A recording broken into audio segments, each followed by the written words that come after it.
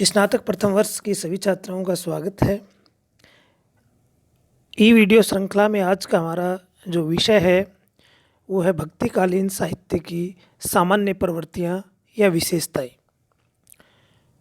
आदिकाल के बाद दूसरा काल हिंदी साहित्य इतिहास में भक्ति काल आता है, जिसकी समय सीमा 1376 से लेकर 1700 सम्मत तक मानी जाती है। इस काल के दौरान भक्ति प्रवृत्ति प्रधान थी और भक्ति को एक केंद्र में प्रवृत्ति मानते हुए इस काल का नामकरण भक्ति काल किया गया। सगुण भक्ति और निर्गुण भक्ति दो प्रकार का वर्गीकरण भक्तिकालीन साहित्य का किया गया। निर्गुण भक्ति के अंतर्गत निर्गुण निराकार जो सत्ता है उसको आराध्य देव मान करके भक्ति भावना व्यक्त की गई, और सगुण भक्ति के अंतर्गत जो लीला अवतारी परम पुरुष थे, चाहे आराध्य देव राम हो चाहे श्री कृष्ण हो, उनको आधार बना करके भक्ति भावना व्यक्त की गई। पुनः फिर निर्गुण जो काव्य धारा है उसको दो भागों में विभक्त कर दिया गया, संत काव्य धारा और सूफी काव्य धारा, जिसमें संत काव्य धारा को ज्ञानाश्रयी काव्य धारा भी कहते हैं और सूफी काव्य धारा को प्रेमाश्रयी काव्य धारा भी कहते हैं। कबीर संत काव्य धारा के प्रतिनिधि कवि थे और जायसी सूफी काव्य धारा के प्रतिनिधि कवि थे। दोनों ही निर्गुण निराकार सत्ता को आधार मान करके भक्ति भावनाएं व्यक्त करते थे। दूसरी तरफ सगुण भक्ति के अंतर्गत राम भक्ति काव्य धारा और कृष्ण भक्ति काव्य धारा। जिन कवियों ने राम को अपना आराध्य देव माना उनको राम भक्त कवि कहा, और जिन्होंने कृष्ण को अपना आराध्य देव माना उसे कृष्ण भक्त कवि कहा जाता है। इस प्रकार से संपूर्ण जो भक्ति काल है वो सगुण काव्य धारा, निर्गुण काव्य धारा और उसके अंतर्गत जो चार काव्य धाराएं प्रभावित हुई, चाहे संत काव्य धारा हो, सूफी काव्य धारा हो, कृष्ण भक्ति काव्य शाखा हो, राम भक्ति काव्य शाखा हो, सभी को समग्र रूप से ये भक्तिकालीन साहित्य के अंतर्गत आती हैं। और इनकी कुछ सामान्य प्रवृत्तियाँ हैं जो भक्ति काल में देखने को मिलती हैं। आज उन्हीं सामान्य प्रवृत्तियों की हम चर्चा करेंगे, क्योंकि जो भक्ति काल है वो एक ऐसा काल है जिसमें यूँ कह सकते हैं कि आध्यात्मिक श्रेष्ठता को प्रदर्शित करना और प्रदर्शित करके अपनी हार को भूल जाना, इस प्रकार की प्रवृत्ति से युक्त है भक्तिकालीन साहित्य। क्योंकि उस काल में हमारे जो देश के लोग थे वो राजनीतिक तौर पे तो परास्त हो चुके थे, लेकिन आध्यात्मिक तौर पे वो अपने आप को कमज़ोर साबित नहीं मान रहे थे। इसलिए उन्होंने भक्ति को आधार बनाया और आधार बना करके उसके माध्यम से अपनी भावनाओं को व्यक्त किया। प्रवृत्तियों की बात करें तो पहली जो प्रवृत्ति है वो है गुरु की महत्ता। यानी कि इस काल में, इस युग में, भक्ति काल में गुरु को मुख्यतः महत्व प्रदान किया गया है, क्योंकि गुरु ही वह मार्गदर्शक है जो इस अज्ञानता के भंवर से, अंधकार से निकाल करके ज्ञान की ज्योति को हृदय में प्रज्वलित कर सकता है। मन में जो मैल है, विकार है, मोह है, माया है, आशा है, तृष्णा है आदि को निकाल करके सद्गुण से युक्त बना सकता है, दुष्प्रवृत्ति से मुक्त करके सद्प्रवृत्ति से युक्त बना सकता है। इसलिए गुरु की महत्ता इस काल में सर्वाधिक मानी गई है। संत काव्य धारा में कहें तो कबीर कहते हैं कि गुरु गोविंद दोऊ खड़े काके लागू पाए, बलिहारी गुरु आपनो गोविंद दियो बताए। तो तुलसीदास भी कहते हैं कि मानस के आरंभ में ही बंदऊ गुरु पद पदुम पराका। तो सूरदास भी अपने गुरु की महिमा के पर विचार करते हुए कहते हैं वल्लभ नख चंद्र छटा बिन सब जग माही अंधेरी। इस प्रकार के पद जो मिलते हैं जिनमें गुरु की महत्ता को प्रदर्शित किया गया है। जायसी भी कहते हैं बिनु गुरु जगत को निर्गुण पावा। यानी कि चाहे वो सगुण भक्त हों, चाहे वो निर्गुण भक्त हों, चाहे वो संत कवि हों, चाहे सूफी कवि हों, चाहे राम भक्त कवि हों, चाहे कृष्ण भक्त कवि हों, सभी कवियों ने गुरु की महत्ता को प्रदर्शित किया है, उसकी महत्ता को इंगित किया है। दूसरी प्रवृत्ति है नाम की महिमा। जब कीर्तन आदि संतों, सूफियों और भक्तों में समान रूप से मान्य है, नाम का स्मरण करना, जप करना, कीर्तन करना, साध संगत करना, ये सभी जो भक्त कवि हैं उनमें ये प्रवृत्ति देखने को मिलती है। महात्मा कबीर नाम को सभी रसायनों में उत्तम समझते हैं, इसीलिए कहते हैं कि राम जपू राम जपू राम जपू राम जपू बावरे, इस घोर नव निधि में नाम निज नावरे। कि नाम ही एक ऐसी नाव है जो इस भवसागर से आपको पार उतार सकती है। सूरदास भी कहते भरोसो नाम को भारी, यानी कि नाम का ही भरोसा। इसलिए नाम की महिमा इस काल में देखने को मिलती है। स्वांत सुखाय भावना।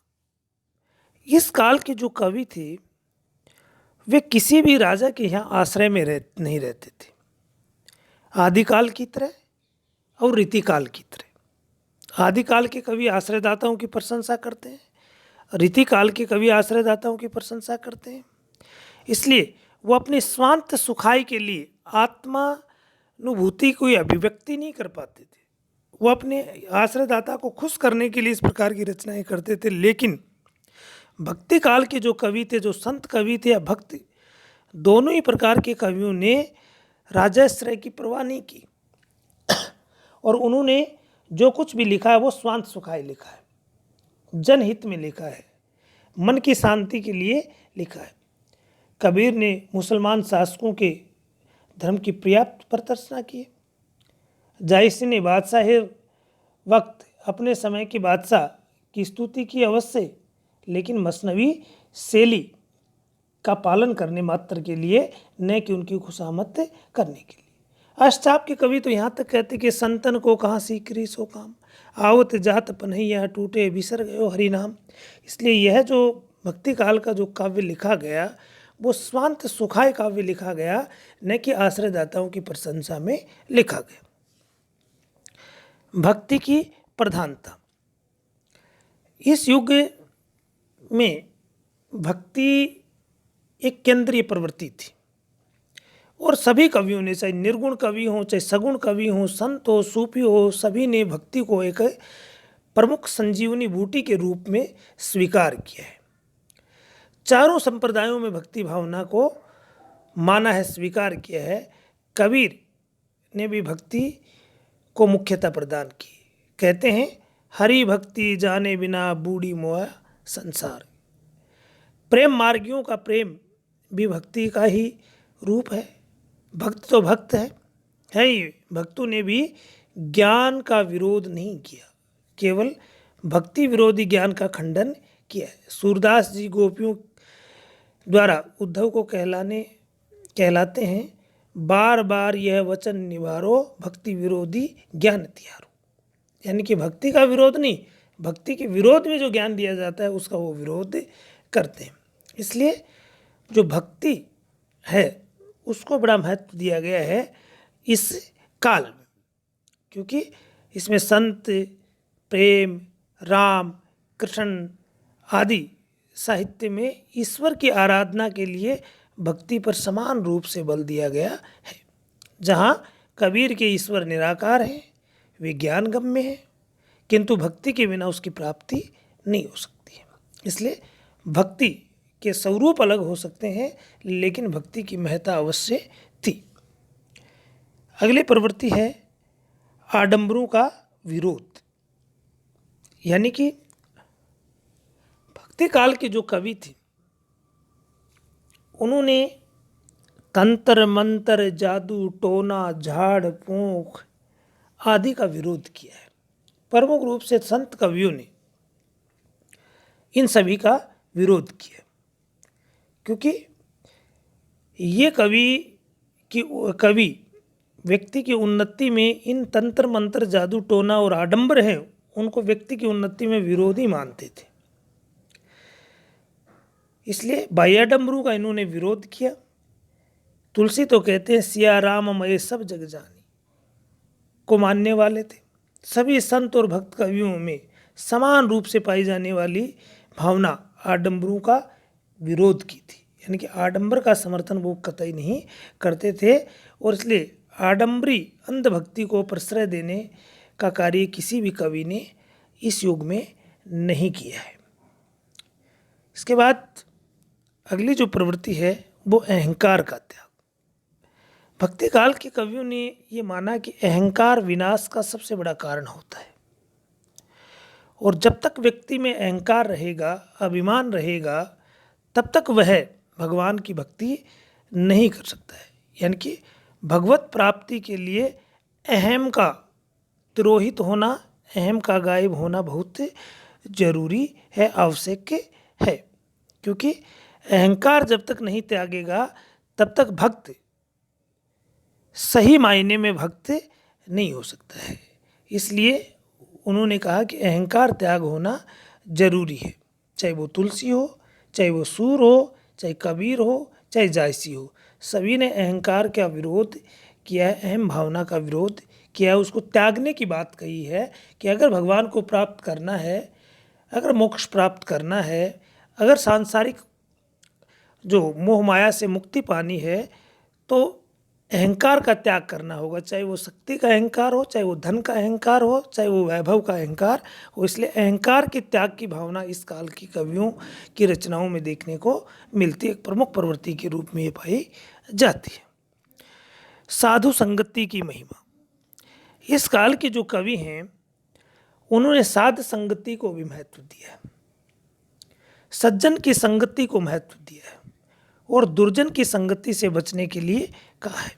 क्योंकि अच्छे की अगर संगति करोगे, साधु और सज्जन की संगति करोगे, तो सकारात्मक गुण आएंगे, सकारात्मक प्रवृत्ति जन्म लेगी और अच्छे कार्य के लिए व्यक्ति प्रेरित होगा।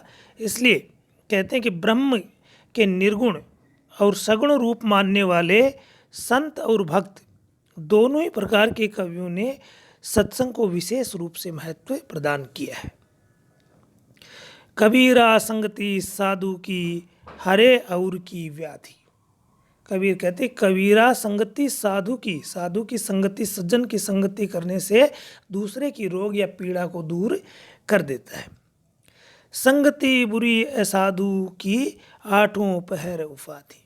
बुरे व्यक्ति की संगति कभी नहीं करनी चाहिए। सूर भी कहते हैं तजोरे मन हरि विमुखन को संग, कि हरि के जो विमुख हैं उनका साथ छोड़ देना चाहिए। इसी प्रकार से रामचरितमानस में भी सत्संग की महिमा का बखान किया गया है, सत्संग की महिमा को सर्वोपरि माना गया है। अगली प्रवृत्ति है प्रकृति चित्रण। प्रकृति चित्रण एक ऐसी प्रवृत्ति है जो सामान्यतः सभी युग की काव्य रचनाओं में देखने को मिलती है, क्योंकि कवि एक कोमल हृदय, सुकुमार प्रवृत्ति का व्यक्ति होता है और प्रकृति उसे कविता रचना के लिए प्रेरित करती है, एक प्रेरणा स्रोत के रूप में उसे दिखाई देती है। इसलिए प्रकृति चित्रण अवश्य ही मिलता है।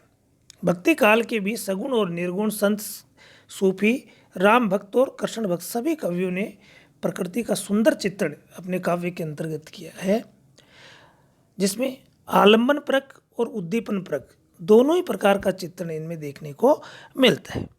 प्रकृति एक तरह से कहीं सहचरी के रूप में, कहीं प्रेरणा प्रदायिता के रूप में दिखाई देती है, तो कहीं आलंबन परक चित्रण भी देखने को मिलता है। भाषा शैली की बात करें तो विविधता की देखने को मिलती है, क्योंकि एक तरफ निर्गुण भक्त कवि तो दूसरी तरफ सगुण भक्त कवि। संत काव्य धारा, सूफी काव्य धारा, राम भक्ति शाखा, कृष्ण भक्ति शाखा, और प्रत्येक शाखा के अनेक कवि जिनकी भाषागत वैविध्यता और शैल्पिक विविधता देखने को मिलती है। लेकिन प्रमुख रूप से इस काल में ब्रज भाषा और अवधी दोनों ही ऐसी साहित्यिक भाषाएं थी जिनका प्रयोग कवि इस काल की रचनाओं में कर रहे थे। तो दूसरी तरफ कबीर सद्दुकड़ी भाषा या खिचड़ी भाषा का प्रयोग कर रहे थे, पंचमेल खिचड़ी की, क्योंकि भ्रमणशील थे संत कबीर, इसलिए विभिन्न क्षेत्रों की जो भाषा की जो बोलियां थी, भाषागत जो बोलियां थी, उन बोलियों के विभिन्न शब्दों का प्रयोग उन्होंने किया, इसलिए उनकी भाषा को पंचमेल खिचड़ी के रूप में जाना जाता है। तो जहाँ कृष्ण भक्त कवि थे, उन्होंने ब्रज भाषा में अपनी रचनाएं लिखी। तो जो राम भक्त कवि थे, उन्होंने ब्रज भाषा में भी लिखा, अवधी में भी लिखा। गोस्वामी तुलसीदास अवधी में भी लिखते हैं, ब्रज भाषा में भी लिखते हैं। उनका रामचरितमानस अवधी में लिखा गया सुंदर साहित्य है, रचना प्रबंध काव्य, और जो विनय पत्रिका है वो ब्रज भाषा में उन्होंने लिखी। तो सूरदास ब्रज भाषा में लिखते हैं। सूफी जो कवि हैं वो अवधी में लिखते हैं, लेकिन सूफी कवियों की या जिसमें प्रतिनिधि जायसी हैं, और जो राम भक्त कवि तुलसीदास हैं, उनकी अवधि में फर्क इतना है कि राम भक्त तुलसीदास की अवधि साहित्यिक अवधि है, और जायसी की जो अवधि है वो ठेठ ग्रामीण अवधि है। इस प्रकार से भाषा में भी विविधता देखने को मिलती है। भावों को अभिव्यक्त करने में भाषा पूरी तरह सक्षम है। ब्रज भाषा का जो सौंदर्य है, जो पद लालित्य है, कोमल कांतता है, वो ही अद्भुत प्रकार की है, विचित्र प्रकार की है, और भावों को अभिव्यक्त करने में सक्षम भी है। जायसी यह सूफी कवि है, वो मसनवी शैली का प्रयोग करते हैं, जो कि एक परंपरागत उनकी शैली है। तो इस प्रकार से भाषा और शैली की दृष्टि से भी वैविध्य देखने को इस युग के काव्य में मिलता है, एक प्रमुख प्रवृत्ति के रूप में उभर करके आती है। काव्य रूप की बात करें तो काव्य के प्रमुख रूप से दो रूप होते हैं, एक प्रबंध काव्य, एक मुक्तक काव्य। प्रबंध के पुनः दो भेद होते हैं, महाकाव्य, खंडकाव्य, मुक्तक के गेय मुक्तक और पाठ्य मुक्तक। प्रबंध काव्य पूर्वापर संबंध सापेक्ष काव्य होता है, जिसमें एक कथा होती है, और जो मुक्तक होता है वो पूर्वापर संबंध निरपेक्ष काव्य होता है, जिसमें कोई कथा नहीं होती। उदाहरण के तौर पे हम समझ सकते हैं कि गोस्वामी तुलसीदास का रामचरितमानस, जिसमें राम की कथा का क्रमशः वर्णन किया गया है, एक प्रबंध काव्य है। लेकिन कबीर के जो दोहे हैं वो मुक्तक काव्य के अंतर्गत आते हैं, जिनमें अपने आप में उनका स्वतंत्र अर्थ है प्रत्येक दोहे के। लेकिन रामचरितमानस के जो पद हैं वो प्रत्येक पद एक दूसरे पर अन्योन्याश्रित है, एक दूसरे से जुड़ा हुआ है। तो काव्य रूप की अगर बात करें तो दोनों ही काव्य रूप इसमें देखने को मिलते हैं। प्रबंध काव्य भी लिखे गए, तो दूसरी तरफ मुक्तक काव्य भी लिखे गए। जहाँ तक सूफी काव्य धारा में और राम भक्ति शाखा में प्रबंधात्मकता देखने को मिलती है, चाहे जायसी का पद्मावत हो तो दूसरी तरफ तुलसीदास का रामचरितमानस हो, दोनों ही प्रबंध काव्य या महाकाव्य की श्रेणी में आते हैं। तो दूसरी तरफ संत काव्य धारा में कबीर आदि कवियों के या कृष्ण भक्ति काव्य धारा में सूरदास आदि जो कवि हैं वो मुक्तक लिखते हैं, यानी कि मुक्तक काव्य की प्रधानता। इसलिए दोनों ही रूप देखने को मिलते हैं, प्रबंध काव्य भी और मुक्तक काव्य भी। अंतिम है छंद अलंकार योजना। काव्य में छंद की अनिवार्यता और अलंकार प्रयोग स्वीकार्यता है। अगर इस दृष्टि से देखा जाए तो भक्ति काल में दोनों का ही स्वाभाविक, सुंदर और सहज प्रयोग मिलता है।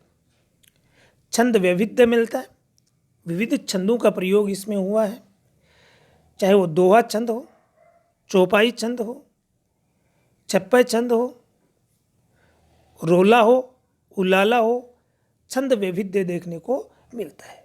कबीर के काव्य में दोहा छंद का प्रयोग होता है, पद्य प्रयोग होता है। तो दोहा और चौपाई का रामचरितमानस में प्रयोग होता है। अलंकार की दृष्टि से देखें तो अलंकारों का प्रयोग स्वाभाविक हुआ है। यानी कि भक्ति काल के जो कवि थे उन्होंने अलंकार प्रयोग चमत्कार प्रदर्शन के लिए नहीं किया, पांडित्य प्रदर्शन के लिए नहीं किया, अपने भावों को अभिव्यक्त करने के लिए उन्होंने अलंकारों का प्रयोग किया, जो कि अनायास ही भाव अभिव्यक्ति में अपने आप ही चले आए। इसलिए अलंकारों का प्रयोग सहज एवं स्वाभाविक रूप से किया गया। प्रमुख रूप से सभी अलंकारों का प्रयोग इसमें हुआ है, चाहे उपमा, उत्प्रेक्षा, रूपक, अन्योक्ति, अतिशयोक्ति, सभी अलंकारों का प्रयोग इसमें देखने को मिलता है। इस प्रकार से कह सकते हैं कि भक्ति काल का जो काव्य है समग्र रूप से स्वांत सुखाय काव्य है, समन्वयात्मकता का काव्य है, जिसमें लोक भाषाओं की प्रधानता है, प्रबंधात्मकता की प्रधानता है, बहुजन हित में लिखा गया काव्य है, सब हित में या राजहित में लिखा गया काव्य नहीं है। इसीलिए ग्रेसन ने भक्ति काल को स्वर्ण युग की संज्ञा दी है और उन्होंने ये कहा कि भक्ति काल है वो एक हिंदी साहित्य का श्रेष्ठ काल है। धन्यवाद।